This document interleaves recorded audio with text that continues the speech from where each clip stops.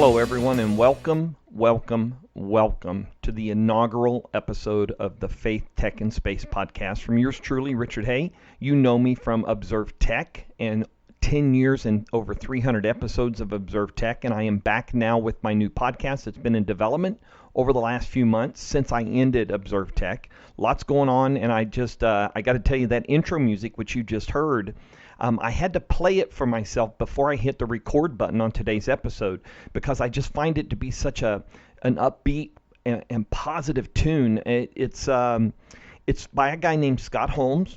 The tune is called Mountains Around Us, and that's about a 30-second segment out of the full 2.5 minutes of the music. He offers royalty-free music. If you're a podcaster like myself and you're non-commercial, he's more than happy to give you permission to use it. You just have to formally ask for that permission.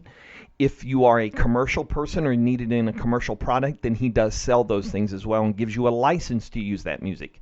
So I do have links to Scott's website and where all his music is, as well as directly to the page for the song Mountains All Around Us. That's that tune you heard that will be the intro and outro of the Faith, Tech, and Space podcast. He describes it as a rocky, experimental, airy track. It's got electric guitars, synths, and bass guitar and drums that are in there. Runs at about 100 beats a minute. So that is the intro, outro of the new Faith, Tech, and Space podcast. That's what I've been doing over the last few months. I knew I wanted to do another podcast. I wasn't quite sure what it would be. I knew I still wanted to talk about tech. I knew I still wanted to talk about space. Both of those were always big subjects in Observe Tech. But the big shift in my life over the last few months deals with my faith. I've always been a man of faith. I may not always have been overt about it in many ways, but I hope that my behavior, the way I deal with people and conduct myself in the channels you know me, so on my past podcasts, on my website, through social media like Twitter, that you at least saw through my behavior that I tried to treat people fairly and right. And that is, of course, what I've always tried to do. But like I said, I've never been overt about my faith in that sense. And I've had a significant change happen in the last few months that prompted, the end of the Observe Tech podcast. And it was time, 317 episodes, 10 years. You guys don't know how close I came to reviving it after about a month.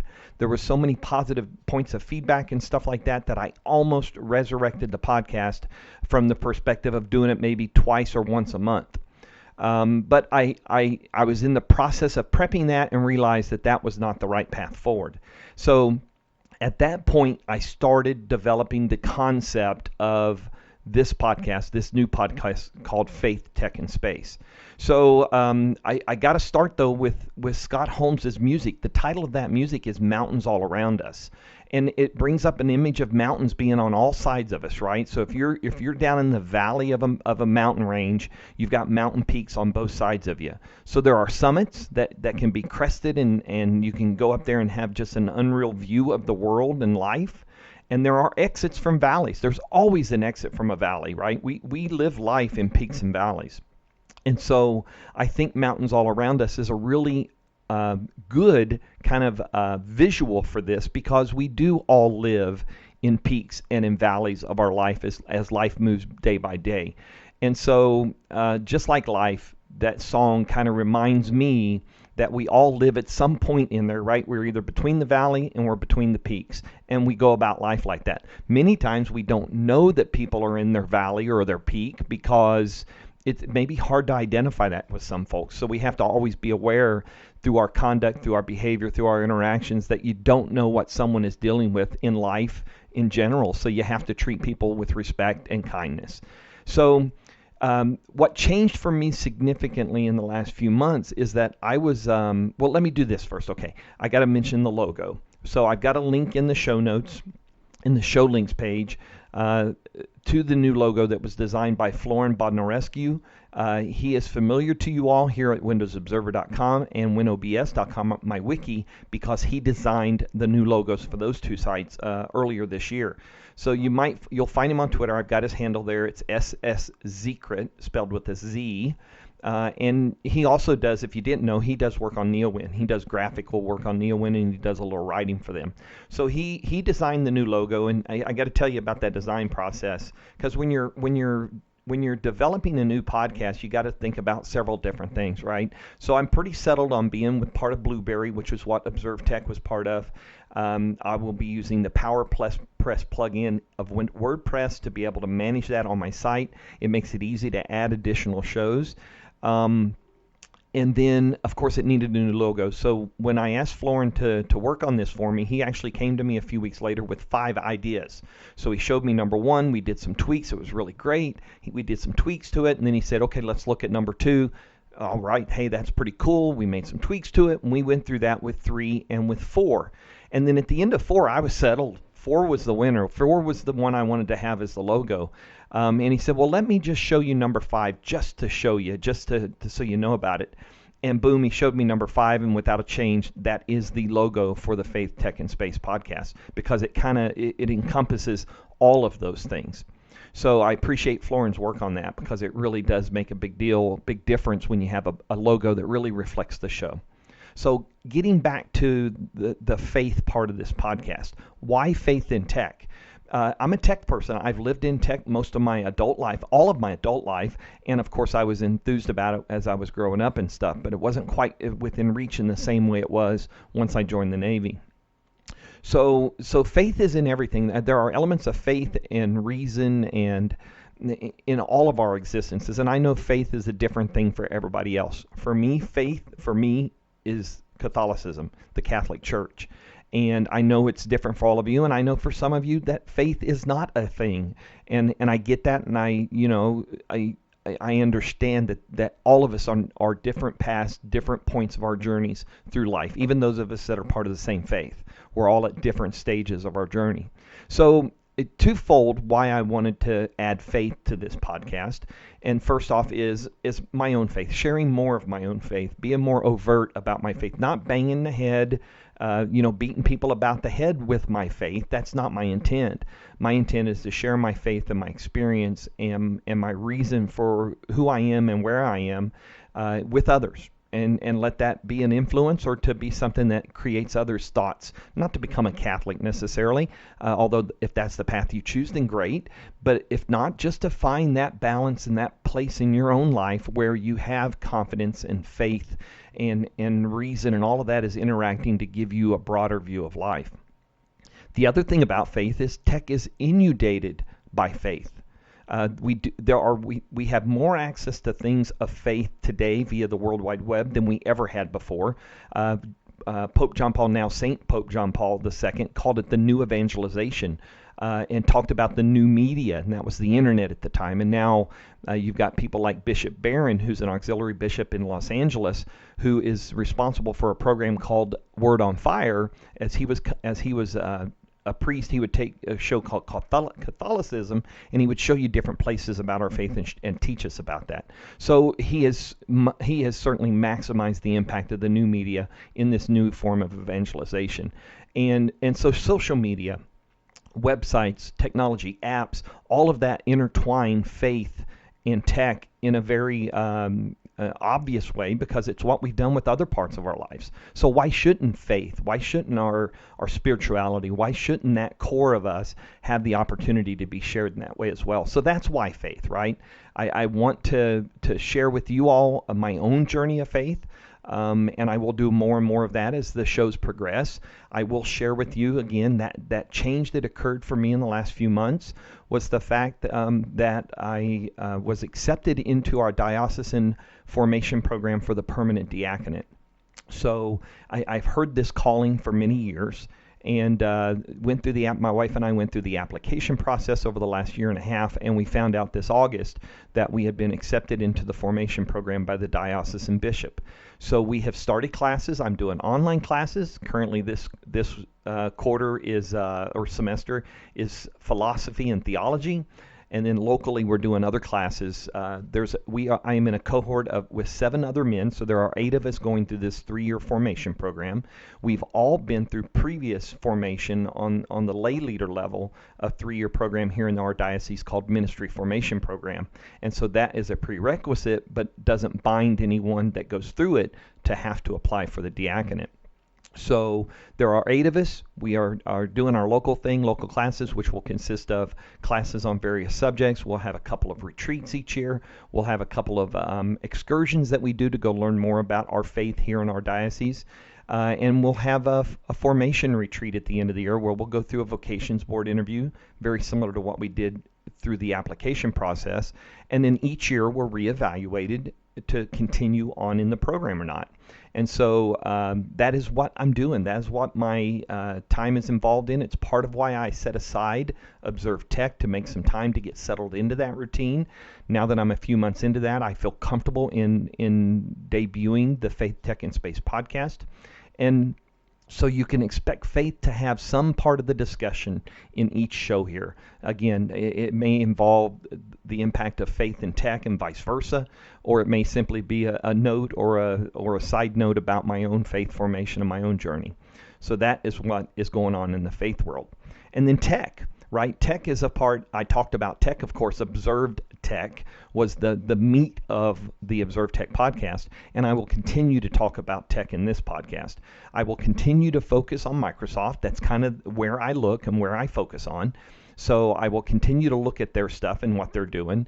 And then, of course, space. Space is something also that I regularly mentioned in Observe Tech, but it was never formally, quote unquote, formally part of the podcast. Well, it is now. Faith, tech, and space. There's so much where all of these things cross paths and they have an impact with each other. And so bringing them together in a single show will give me an opportunity to share my own experiences. I want to hear about your experiences across these 3 areas.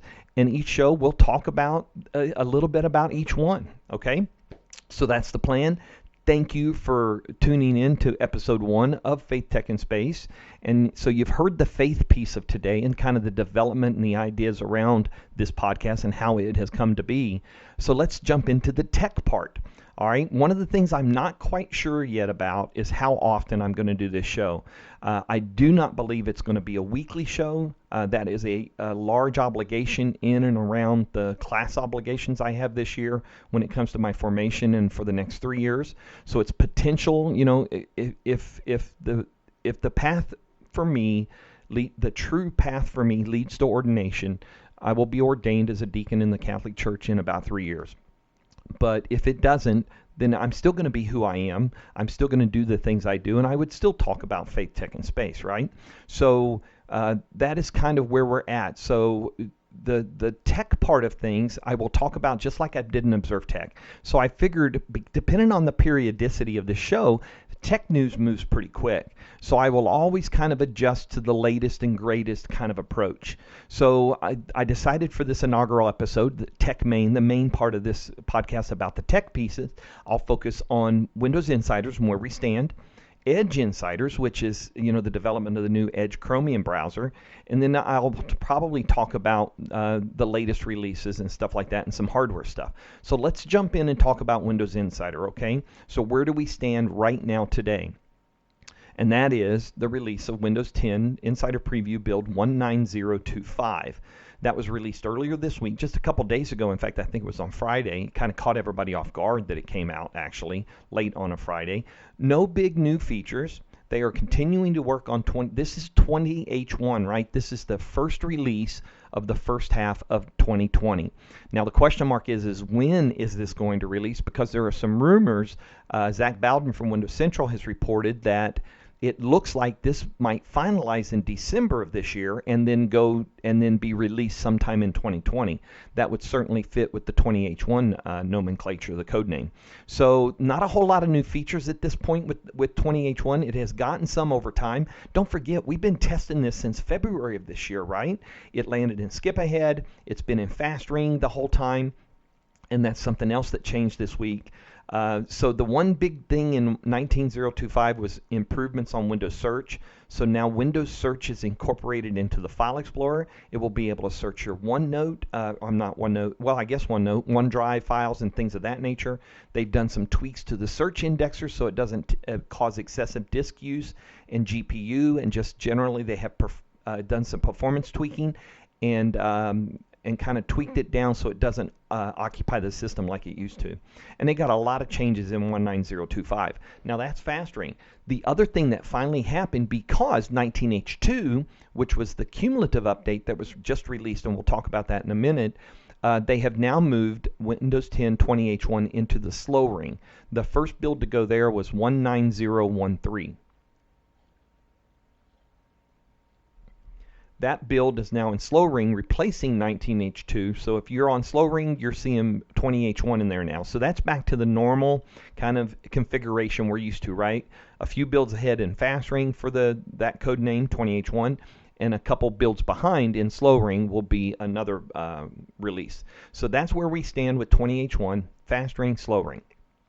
Of course, the Windows 10 SDK continues to be updated. It tends to follow about a week behind the latest fast ring build, and so build 19018 of the software development kit for Windows 10 20H1 is out and available. So that's where we stand with Windows Insiders.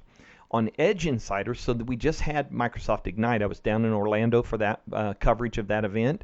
Lots going on. The big news around Edge is that we saw a new logo come out due to there was a bit of a scavenger hunt on the web, and they revealed a new logo.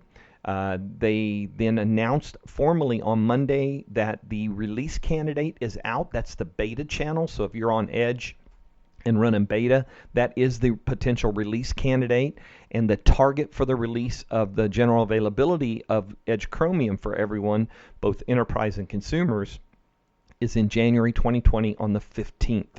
So now they say that's the target. That doesn't mean it will be the date, but if their quality standards are hit, that's when they'll release it to everybody. And then we'll have Edge Stable, right? So then we will have 4 channels of Edge Chromium in development. Edge Canary, which is currently on build 80.0.335.0. That is a daily build update. Doesn't get released on the weekend, so you normally see a big jump on Mondays, but otherwise the day-to-day builds are just very incremental. Then you have Edge Developer Channel. That is on 80.0.328.4. That is a weekly release. So they take the best of Canary, release it once a week. That is the Edge Developer build. And then we have Edge Beta. So Edge Beta, which is on build 79.0.309.18, is your release candidate. That will get released about once every 6 weeks.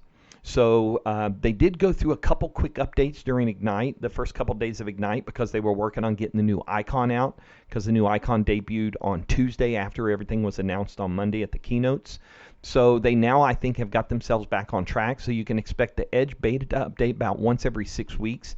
I guess it's potentially possible it might update more often, but their target with Edge Beta as a release candidate is stability.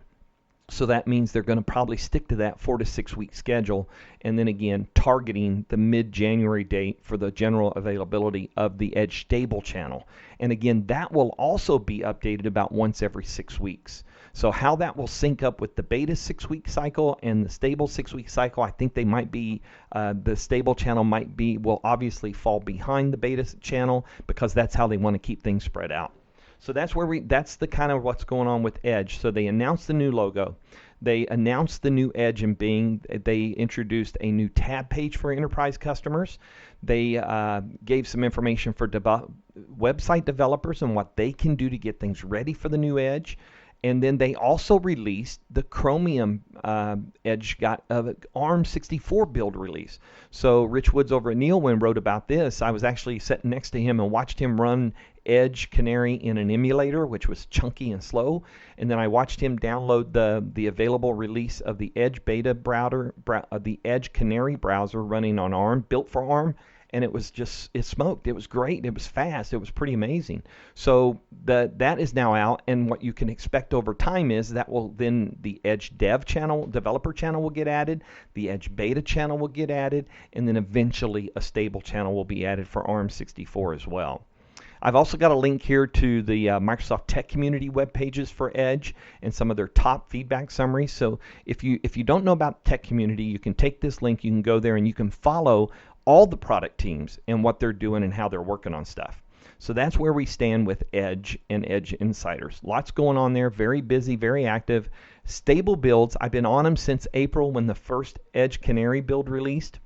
and I've slowly added each channel, and they continue to remain extremely stable with the exception of a couple times an Edge build or Canary build was released and it had a little issue, and they fixed it within 24 hours. And that's the beauty of Edge Chromium, because they are no longer stuck to an OS update schedule. They have these things on a daily, weekly, 6-week schedule, so they're able to do the updates pretty much at will.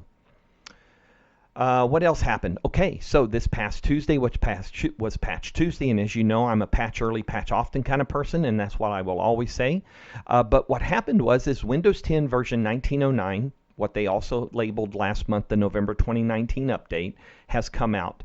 This is what used to be Windows 10 19H2, the second release for the second half of 2019, or the release for the second half of 2019. So we have that out now. It's available to what they still call them seekers, but here's the big change. Windows 10 version 1903, the April 2019 update that came out earlier this year, changed the way updates are offered to users. So you now, when you hit check for updates, it doesn't just assume you want whatever the latest release is. It actually puts it in a little box and sets it aside, sets it apart, and gives you a separate download and install button to be able to then install that build. So the other big change with 1909 is the fact that it's just a cumulative update to 1903. So if you're on 1903, the update cycle to 1909, because it's such a small update, doesn't take any time at all. It's kind of like a Patch Tuesday patch. So it's very quick. You'll be back up and running in 10 to 15 minutes, and you will be on Windows 10 version 1909. Everything that was built for 1903 will continue to work on 1909 because it's just a cumulative update, just like any Patch Tuesday between last April, this past April, and now. So it's that same system. The next full feature update will be 20H1, which is already in fast and slow ring. So that means 1909, they do have some details for developers. It doesn't mean a lot of changes for you guys, but there are some things to be aware of. And then they also talk about this update being valuable for businesses. And in fact, because it's the fall update, this 1909 update is good for 30 months for anybody running enterprise and education versions of Windows 10. For everybody else on Pro and Home, it's a 18-month support cycle, just like any other. And then here locally for myself, I grabbed the HP Stream 7 and the new Vision 8 and 10-inch tablets that I have to test with, and all of them easily updated to 1909 without a problem. But again, didn't take as long, didn't take as much disk space because it was a cumulative update as opposed to a full feature update that had to download 3 to 4 gigabyte kind of thing. So that is out. Excuse me. So those are out and those are ready to go. Hardware-wise, what's going on? Well, back in October, on the 2nd of October, Microsoft held their Surface event up in New York City. I got to attend that event, and I attended as a Surface fan. So I was part of that group that was in the room. There were a lot of them clapping and cheering and stuff like that. It was a great 2-day event. They took really good care of us. They put us up in a hotel. At the reception the night before the event, we met Yusuf Mehdi and some other folks from Microsoft. The football cupcake guys that are in the commercial for Surface, met those guys. And as we left, they gifted us a set of Surface headphones. First pair I've ever had. So I've tried them, but I've had a blast using those things over the last month or so, month and a half. And then we went the next morning to breakfast. Panos Pani came and talked to us at breakfast, as well as Yusuf Mehdi. And then they took us over to the Surface event. And we had great seats in the Surface event venue. After the Surface event, they whisked us off to lunch while the press and media all looked at the devices. And then a couple hours later, they brought us back to the venue so we could check out all the new hardware. So that was Surface Pro X, that was Surface Pro 7, Surface Laptop 3, the new Buds that they announced, and a few other pieces and sundry accessories and stuff like that was out. One of the great things was at the end of the day, they, thanks to a gift from Intel, we were given the choice of either Surface Laptop 3, the i5 8 gig, 128 gig SSD option for the Surface Laptop, the silver one with Alcantara, or a Surface Pro 7 with a black type cover. So I opted for the Surface Laptop 3, and I am really impressed with this device. Just being an i5, it runs extremely well and probably will become my travel device. And I've been having a blast. I've been sharing about it on Twitter. I will probably write something up about my experiences about it as well. So lots going on in the hardware world, and there's a lot to be excited about. And of course, we saw the demo of, or the debut of Surface Neo and Surface Duo, which is Microsoft's folding screen devices. Those are due out next holiday season, so it will be interesting to watch as they continue to develop, and how Microsoft approaches the development of apps and stuff like that for those devices to take advantage of the dual screens. Other things going on in tech was Microsoft Ignite, as I mentioned earlier. So I've got links here to all the news that it was Ignite. The book they published, it was hundreds of small line item stuff that changed or were announced for Microsoft, ranging across the board. And then I've got a link here to all the Ignite sessions. All the sessions are available online. You can download them, download the PowerPoint decks, and you can see what they talked about right there from Ignite without having to have made the travel or anything like that. So all of that is accessible. And I highly recommend that if you're involved in a certain technology, that you take advantage of that content being there, because there was so much put out, and there were so many great sessions that kind of put the rubber to the road of the technology and the feature announcement that came out of the keynotes, and then show you how to put it to use.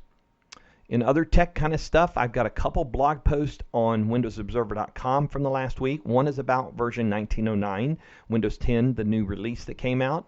And I also recently went through a change of hosting providers. So I was knocked offline because of a spike due to bot search indexer crawler traffic. My usage spiked last Saturday night to about 80% of the 100% available, and they shut me off. And I attempted for 4 days to get turned back on, at least to my own IP, in order to work on stuff and get it where they would be happy and turn me back on. But that took 5 days. But at the 4-day mark, I changed providers. Somebody popped up in my Twitter mentions, a company called Skystra. I was migrated and moved over to them in just a few hours, and by that night all my domains were switched to the registrar, and except for a few odd things, the last few days I've been tweaking everything back in. I am crazy happy with the hosting provider there, Skystra. They gave me the first month free. They bought out my Bluehost contract, or basically gave me 7 months credit because of what I had left on my Bluehost contract, and so now Bluehost has still got me suspended, but there isn't a file left on Bluehost that belonged to me, and everything is running on the new Skystra Surface, which is actually built on top of Google Cloud Platform. And they offer 2 levels of your ability to work within their control panel. So they have this dashboard called Nova, very simple, straightforward for most of the day-to-day stuff, works very well. And then they have cPanel, which is available on a lot of hosting services to get a little more deeper into the nuts and bolts.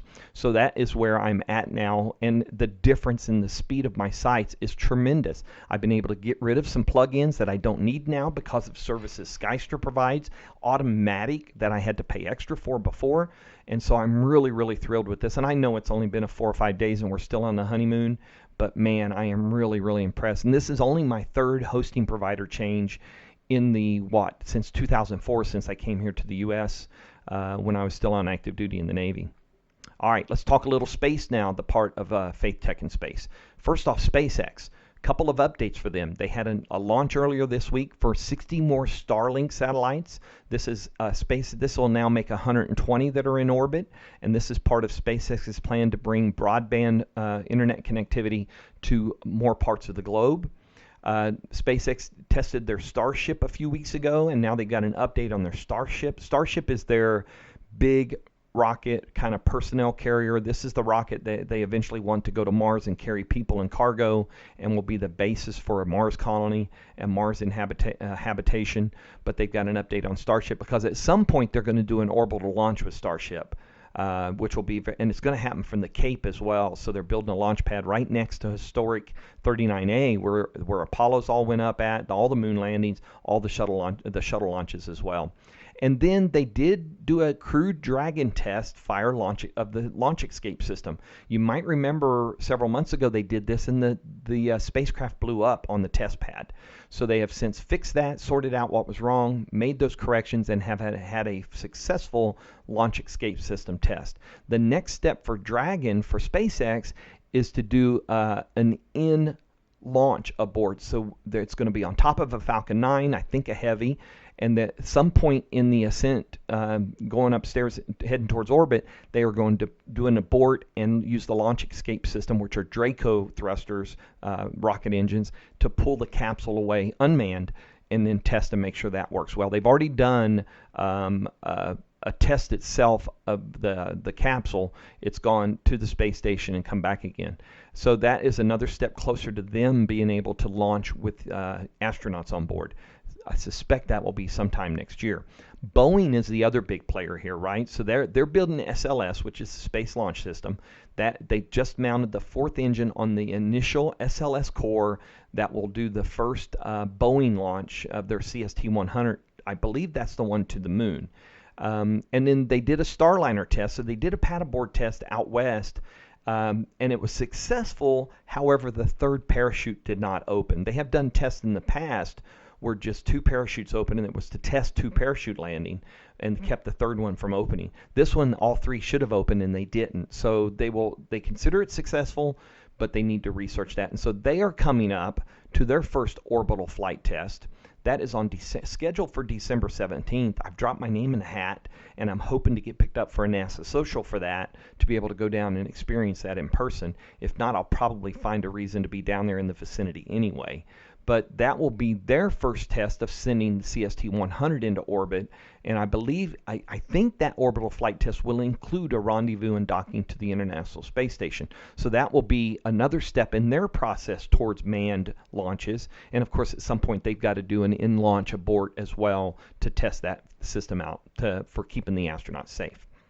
Okay, there's faith, there's tech, and there's space. And there is the first inaugural episode of Faith, Tech, and Space. So this will be the format for the most part for the future shows.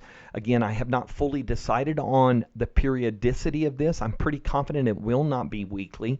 I think I'd really like to go bi-monthly, so do it every 2 weeks.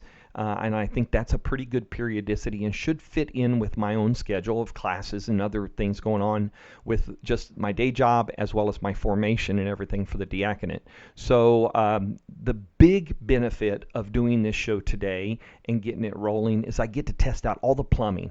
I've been working on the website stuff to connect everything through the PowerPress plugin and WordPress, which is an absolutely awesome plugin. I used it for Observe Tech its entire life.